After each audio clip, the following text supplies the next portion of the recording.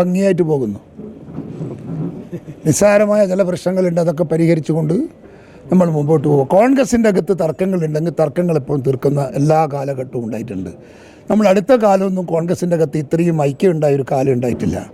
അത് നമ്മൾ വീണ്ടും അത് തന്നെ നിലനിർത്തിക്കൊണ്ട് മുമ്പോട്ട് പോകാനുള്ള തയ്യാറെടുപ്പിലാണ് കോൺഗ്രസ്. നമുക്കതിനകത്തൊരു ആശങ്കയുമില്ല, ഒരു ഭയപ്പാടുമില്ല, ഒന്നുമില്ല. സൗഹൃദമായ അന്തരീക്ഷത്തിലാണ് കോൺഗ്രസ് പോകുന്നത്. ഇനിയെന്താ വേണ്ട?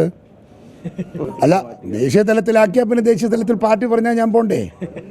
ഈ ലോകത്തിൻ്റെ നാനാഭാഗങ്ങളിൽ കോൺഗ്രസിനെ പ്രചരിപ്പിക്കാൻ പോകണമെന്ന് പറഞ്ഞാൽ ഞാൻ പോകില്ലേ? എൻ്റെ പാർട്ടി പറഞ്ഞാൽ കേൾക്കണ്ടേ? അതെൻ്റെ ഉത്തരവാദിത്തമല്ലേ? അല്ലെങ്കിൽ ഞാനെന്ത് പാർട്ടിക്കാരനാ? പൊട്ടിപ്പോയിട്ടൊന്നുമില്ല. എനക്കതിനുള്ള വഴിയും അതിനുള്ള അവസരങ്ങളൊന്നും എനിക്ക് നഷ്ടപ്പെട്ടിട്ടില്ല. പിണറായി വിജയനെതിരെയുള്ള പോരാട്ടം തുടരും. തിരഞ്ഞെടുപ്പ് രംഗത്ത് ഇടതുപക്ഷത്തെ ഞങ്ങൾ തോൽപ്പിക്കും. ഒരു തർക്കമൊന്നും വേണ്ട.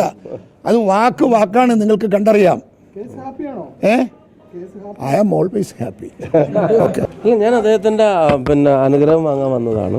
നേരത്തെ അദ്ദേഹം സൂചിപ്പിച്ചതുപോലെ തന്നെ കേരളത്തിലെ ഓരോ പാർട്ടി പ്രവർത്തനവും ആഗ്രഹിക്കുന്ന അതിശക്തമായിട്ടുള്ള നിലപാട്. ഇപ്പോൾ താങ്കൾ ഇച്ചിരി ഒന്ന് എന്തെങ്കിലുമൊക്കെ കിട്ടുമെന്ന് അറിയാൻ വേണ്ടി പിന്നെയും വളച്ചും ഓടിച്ചും ഒക്കെ ചോദിച്ചു നോക്കിയിട്ടും പാർട്ടി താല്പര്യങ്ങളെ മുൻനിർത്തി തന്നെയാണ് അദ്ദേഹം സംസാരിച്ചത്.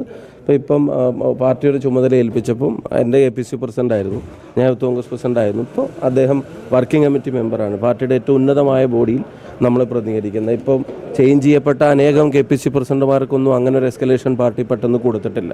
അപ്പോൾ ആ പദവിയിലിരിക്കുന്ന ഒരാൾ, സീനിയർ ആയിട്ടുള്ള ഒരാൾ, നമ്മുടെ ഫൈറ്റിൻ്റെ മുഖമായിട്ടുള്ള അദ്ദേഹത്തിൻ്റെ ഒരു അനുഗ്രഹം, ബ്ലെസ്സിങ്സ് ഉണ്ടാകുക എന്നുള്ളത് ഞങ്ങളെപ്പോലുള്ള ആളുകൾക്ക് മുന്നോട്ട് ഏറ്റവും വലിയ കരുത്താണ്. അപ്പോൾ അദ്ദേഹം കൂടെ ഉൾക്കൊള്ളുന്ന ഒരു ടീമാണ് അനൗൺസ് ചെയ്തിട്ടുള്ളത്. അദ്ദേഹത്തെ ഇതിൽ നിന്ന് എടുത്തു മാറ്റമല്ല, അദ്ദേഹം കൂടെ ലീഡ് ചെയ്യുന്ന ഒരു ടീമിൻ്റെ ഭാഗമായിട്ടാണ് ഞങ്ങൾ വരുന്നത്. ഒരു ടീമായി അദ്ദേഹം സൂചിപ്പിച്ചതുപോലെ തന്നെ ഒറ്റക്കെട്ടായി പാർട്ടി പ്രവർത്തകരുടെ, ഇപ്പോൾ അതാ ലോക്കൽ ബോഡി ഇലക്ഷൻ വരാൻ പോവാണ്. അതിലാരാ ഫേസ് ചെയ്യുന്നത്? പാർട്ടിക്ക് വേണ്ടി വീട് കയറി ഇറങ്ങുന്നവൻ മത്സരിക്കുന്ന തെരഞ്ഞെടുപ്പാണ്. അതിൽ അവരാഗ്രഹിക്കുന്ന തരത്തിൽ അതിന് ലീഡ് ചെയ്യാൻ നിൽക്കുക എന്നുള്ളത് ഞങ്ങളുടെയൊക്കെ റെസ്പോൺസിബിലിറ്റിയാണ്. പ്രവർത്തകൻ ഓരോ വീട്ടിലും കയറി ഇറങ്ങിയവനാണ് പാർട്ടിയുടെ മുഖം. അപ്പോൾ അവർ മത്സരിക്കുന്ന തെരഞ്ഞെടുപ്പിൽ അവരാഗ്രഹിക്കുന്ന തരത്തിൽ പാർട്ടി നിലപാടെടുക്കുക, നയങ്ങളെടുക്കുക, വർക്ക് ചെയ്യുക എന്നുള്ളത് ഞങ്ങളുടെ റെസ്പോൺസിബിലിറ്റിയാണ്. അപ്പോൾ അതിൻ്റെ സമയമാണ് വരാൻ പോകുന്നത്. പിന്നെ ഏറ്റവും പ്രധാനപ്പെട്ട കാര്യം, ഞങ്ങൾ ജനങ്ങളെ കേൾക്കും. ജനങ്ങൾക്ക് ആവശ്യമുള്ളത് അവരാഗ്രഹിക്കുന്ന, അവരർഹിക്കുന്നത് കേരളത്തിൽ നൽകാൻ. അത് അദ്ദേഹം സൂചിപ്പിച്ചതുപോലെ ഒരു ഭരണമാറ്റം ഉൾപ്പെടെയുള്ള കാര്യങ്ങൾക്ക് ജനങ്ങളുടെ ശബ്ദമായിട്ട് പാർട്ടി ഉണ്ടാവും.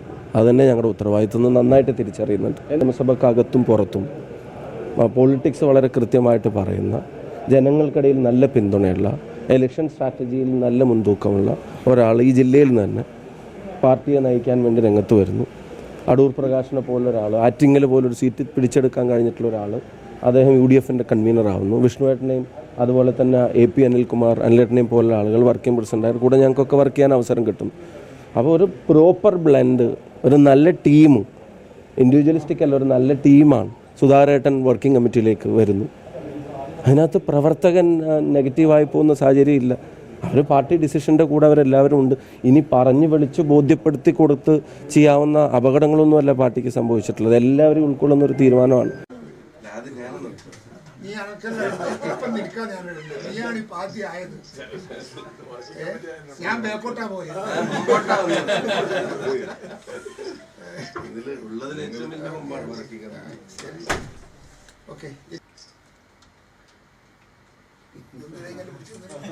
നമ്മളോടൊന്നും പറയില്ല,